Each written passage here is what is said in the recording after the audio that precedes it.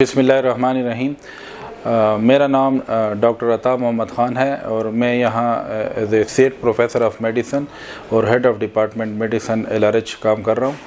एक अहम मौजू जो हमसे अक्सर हमारे मरीज़ पूछते हैं कि क्या एंटीबायोटिक्स हमारे लिए बहुत ज़रूरी हैं और इसके बगैर हमारा इलाज नहीं हो सकता, तो इसका जवाब सीधा हाँ या ना में नहीं है, क्योंकि बहुत से अमराज जो होते हैं वो मुख्तलिफ़ किस्म के जरासीम की वजह से, इसमें वायरसेस हैं, बैक्टीरिया हैं, फंगाई हैं, मुख्तलिफ़ किस्म के पैरासाइट्स हैं, तो सबका इलाज बिल्कुल एंटीबायोटिक नहीं है। कुछ जो हमारे बच्चों में या इवन बूढ़ों में भी जो हमारे पेट ख़राब होते हैं, ये मोस्टली वायरसेस की वजह से होते हैं।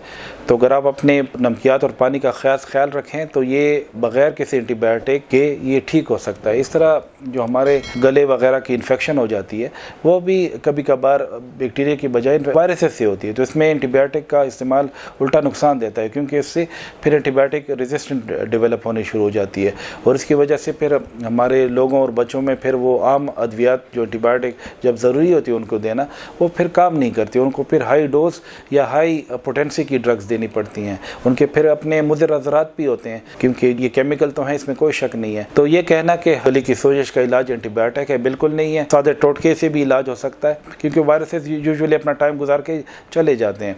अगर थोड़ी सी गले में ख़ारिश है तो आप थोड़ा सा नीम गर्म पानी में नमक डालकर गरारे करके वो ठीक हो सकता है। हाँ, अगर किसी मुस्तनिद डॉक्टर को दिखाएं और वो आपको प्रिस्क्राइब करे कि उधर इन्फ्लेमेशन बहुत ज़्यादा हो गई है या कोई इंडिकेशन है, तो फिर ज़रूरी बात है कि फिर उसके मशवरे के मुताबिक और वो एंटीबायोटिक इस्तेमाल करें जो वो आपको बताएं।